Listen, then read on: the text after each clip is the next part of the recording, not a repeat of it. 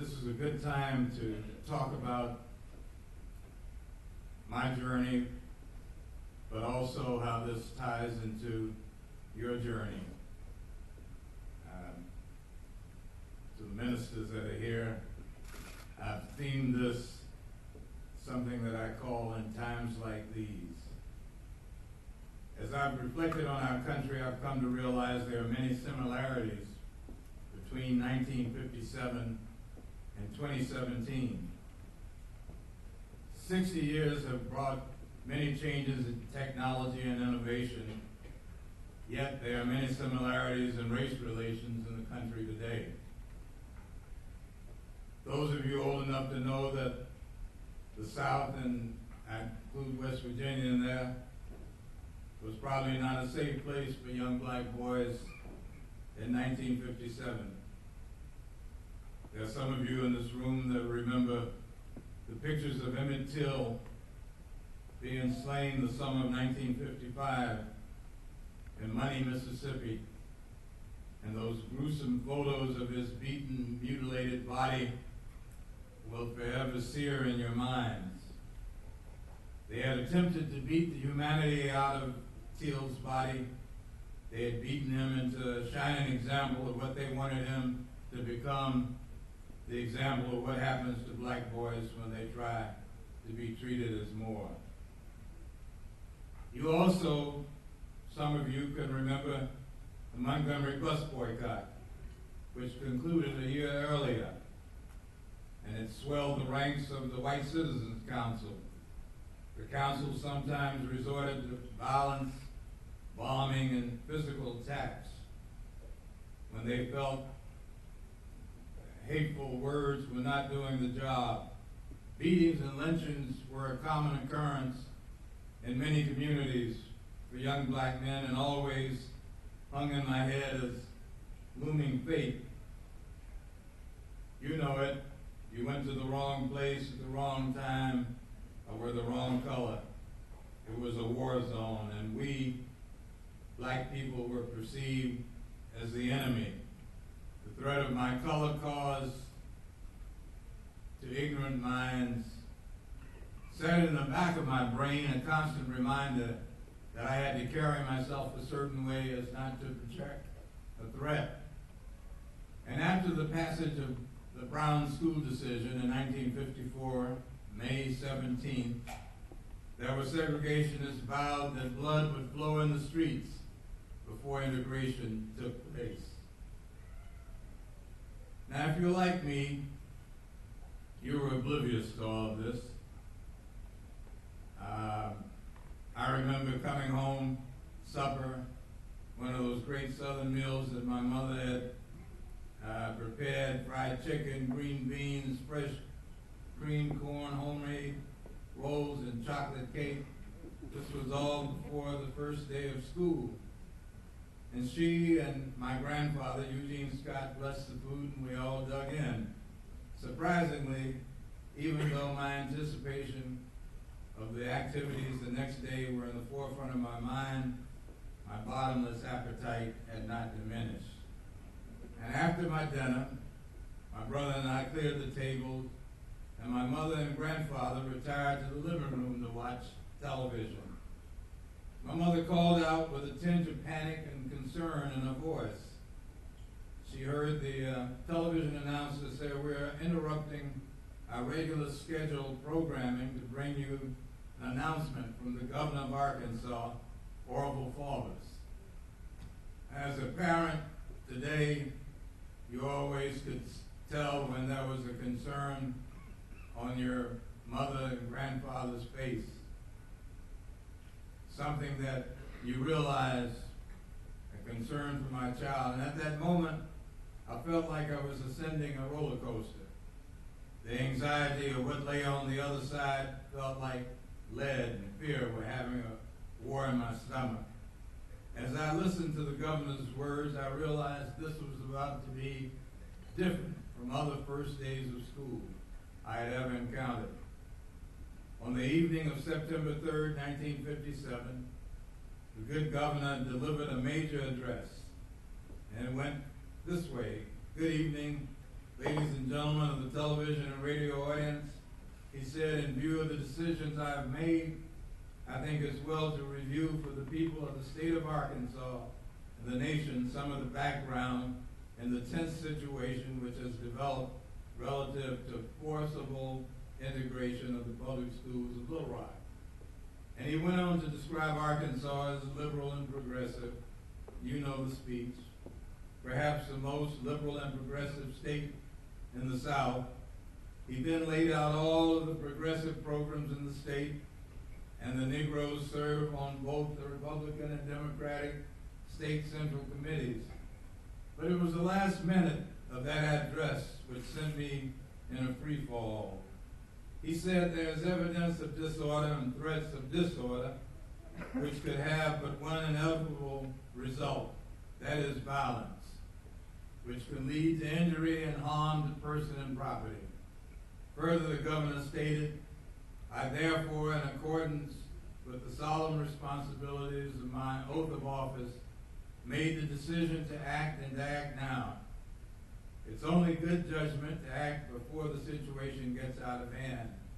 And then he went on to say, I've therefore taken the following action. Units of the Arkansas National Guard have been, are now being mobilized to maintain and restore peace and order in our community.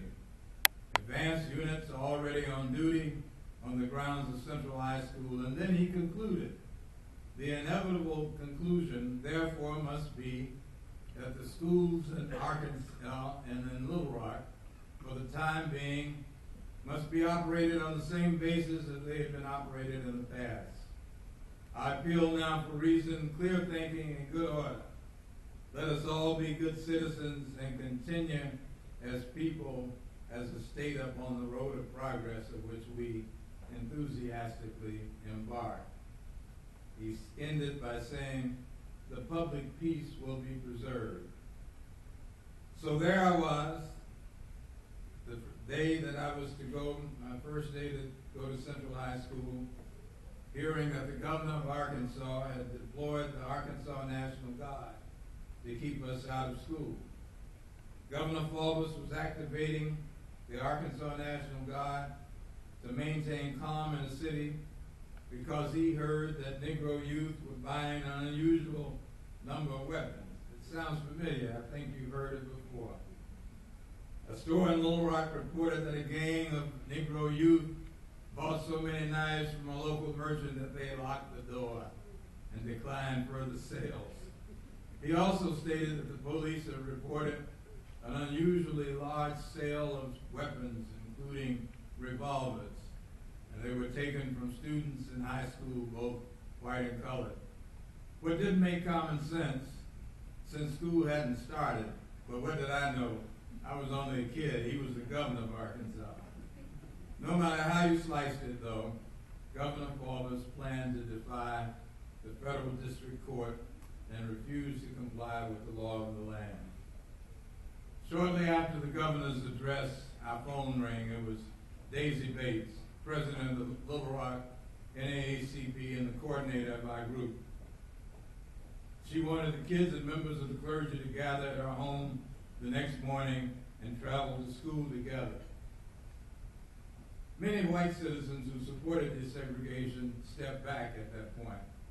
And probably within our own community, opinions varied. It was debated in barber shops, beauty shops, grocery stores, churches, jobs, and even over the backyard clothesline.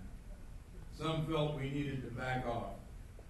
And one day a neighbor came to me, beckoned from his front porch, called me and said he wanted me to sit down. He had a few words he wanted to raise with me. In fact, I cut his grass from time to time. And he assumed he wanted to shower, I assumed he wanted to shower me with encouragement and inspiration. Instead, he admonished me for making waves. He said, what you got here in Little Rock is a good thing. You are all going to mess it up for us.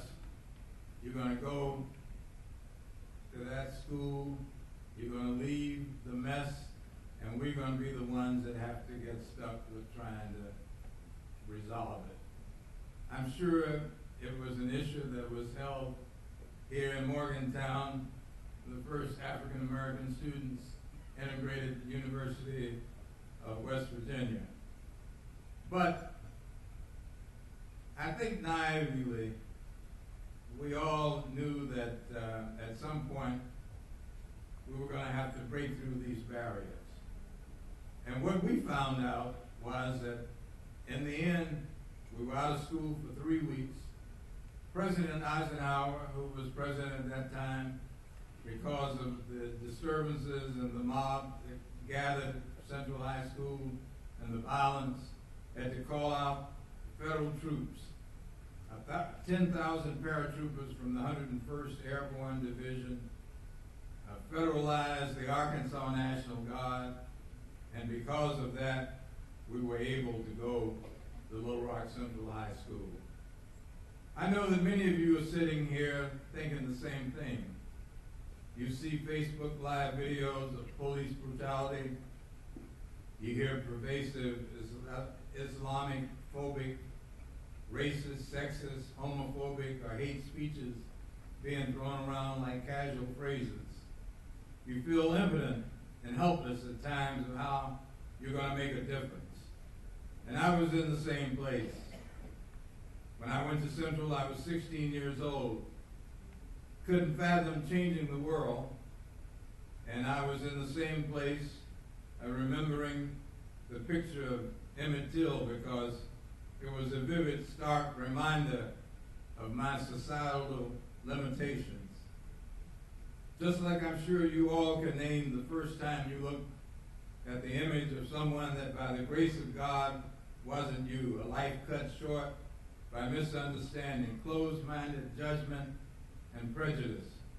To be honest, I envy the position you're in today, because you can reach out to communities at the touch of a mouse. You have the privilege of galvanizing your network of peers and even detractors. But like the president said in his farewell speech, if you are to try and make a mark on the world, you have to live fearlessly. And because of what I call the moral arc of the universe, as Dr. King says, bends towards justice, we all win. It is an important departure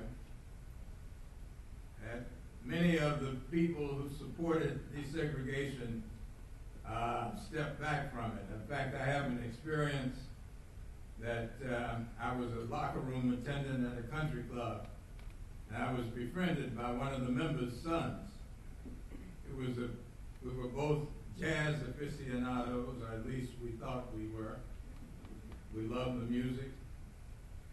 And we marveled at the authenticity of what is really the great American art form, American jazz. But in early August of that year, the local paper published the names of the students who had been accepted to Central High School. My friend burst into the locker room and said, "You know, how could you do that?" He said, "I thought you were better than that." And our relationship changed because it was based on a notion of some perceived privilege and superiority. Could we only be friends as long as those invisible chains were there to constrain me like an exotic pet? I was even more dumbfounded that he had informed me earlier in the summer that he would not be attending Central but going to another school that was in a much more fashionable area. Was he upset? One of the things that, because of discrimination in Little Rock, this country club, which was primarily of Jewish members, and the membership that couldn't attend the Little Rock Country Club because they were being discriminated against. These were the same people that 12 years after the end of World War II and the Holocaust, the Germans slaughtered and interned black mulattoes in death camps, as did the people of the Jewish faith. I think what I'm trying to make is a point that we all suffered from this. And black soldiers who liberated Europe came to Germany, and even though in many cases they were the liberators, they encountered the same amount of prejudice and restriction that the enemy did. In fact, in some cases, African American soldiers after World War II were treated worse than the enemy. I've always concluded that part of what made the civil rights movement and Dr. King's work move quickly was the role that the World War II African American soldiers experienced. I'd like to point out that my interaction with Dr. King goes all the way back to my high school graduation. That unbeknownst to me, that in May of 1958, as I was walking across the stage, Dr. King was speaking at a college, Arkansas A&M in Pine Bluff, Arkansas. He had contacted Mrs. Bates, the woman who headed up the NAACP, and asked if he could come up to witness my graduation. So I'm probably one of the few people in this world that Martin Luther King attended his high school graduation and witnessed me getting the diploma from Central High School. For that, I'm eternally grateful to Dr. King for sitting with my family, being a witness to my achievement that night. One that I think at the end of the day made me feel that I had finally accomplished something as a teenager, that I could point to that this was recognized also by the attendance of Dr. Martin Luther King. Now, for many of you, you've heard the name Malala Yousafzai, a young woman from Pakistan who never imagined that fighting for equal education would conversely involve her fighting for her life. If you followed her blog, she was advocating women's education, and she caught the attention of the Taliban. They chose violent means to try and silence her, but when there are greater things meant for you, there's no weapon formed against which will prosper. When Malala first appeared on the evening news, she looked different after her reconstructive surgery, but the love, spirit, and faith that illuminated her spirit came through her eyes really blew me away. She had been shot. It was amazing to see her up and talking to TV cameras, but that was mostly felt a sense of overwhelming pride as I heard her announce that she would be the youngest Nobel Prize winner. Malala is the embodiment that you cannot let fear, your own or someone else's, stop you from your path to greatness.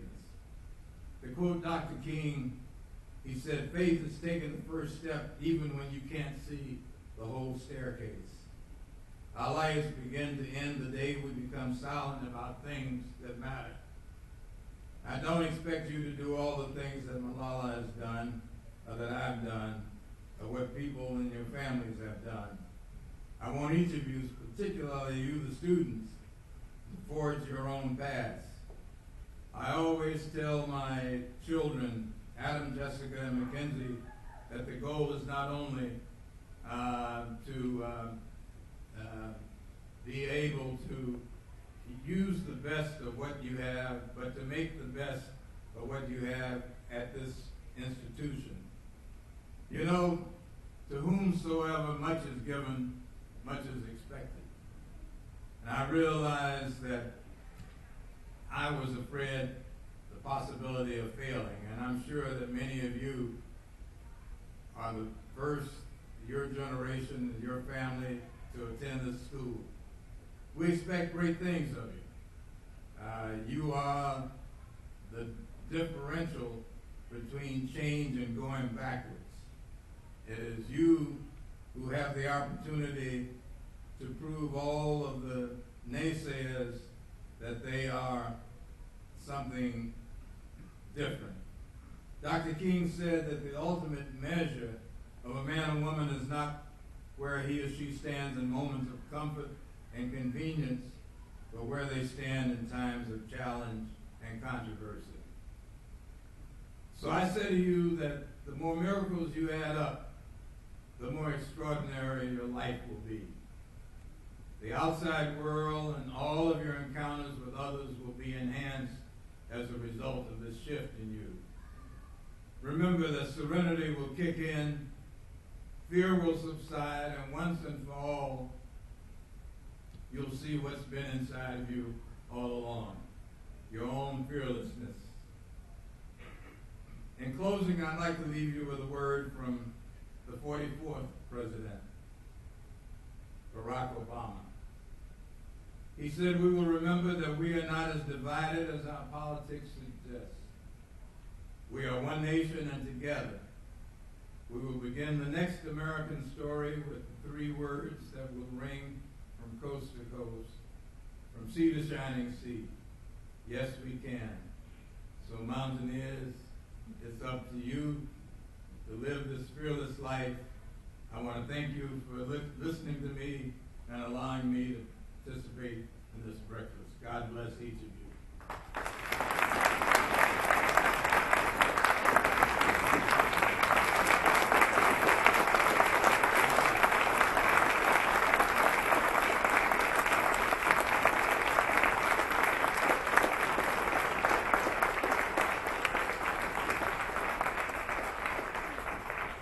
I understand that we have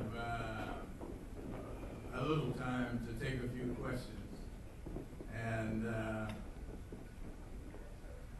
I will, I don't know how you want to handle this.